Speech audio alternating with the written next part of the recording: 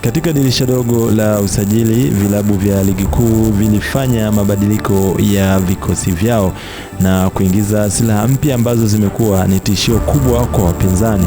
Katika listi ya waliosajiliwa na wanaimbwa kwelikweli ni pamoja na Alan Okello ambaye alijiunga na klabu ya Young Africans, Lorindo, Dilson Depu, Liba Segweye pamoja na Anicent Aura ambaye amekuwa ni gumzo kubwa kutokana na kuondoa kwake ukame wa mabao katika klabu ya Wekundu wa Msimbazi. Wako tena ndani huko.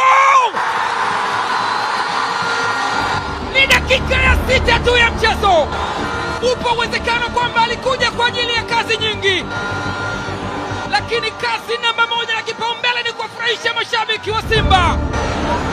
Anicent Aura anafungua kufunga. Alizaliwa Disemba 7 mwaka 1999 nchini Ivory Coast. Ni winga mshambuliaji wa kushoto ambaye anapendelea kucheza upande wa kulia. Safari yake ilianzia Africa Sport na baadaye alijiunga na ASEC Mimosa za nchini kwake Ivory Coast.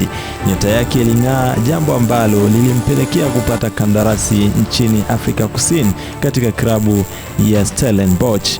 Thamani yake ilipanda zaidi na safari hii alikwea mpaka barani Ulaya na kupata kandarasi katika klabu ya IF Dienstone ya Finland. Katika kipindi hicho Aura pia akaitumikia timu ya taifa ya Ivory Coast kwa misimu miwili.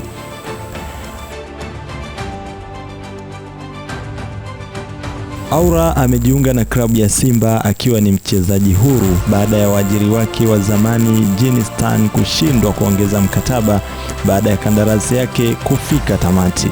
Kutokana na uzoefu wake wa kimataifa, inakuwa ni sababu ya kuongezeka kwa thamani katika kikosi cha Wekundu wa Msimbazi. Wekundu hao wa Msimbazi walithibitisha mkataba wa miaka miwili kwa mchezaji huyo ambaye amekuwa ni tishio kwa magolie ndani ya ligi kuu ya NBC kwa sasa.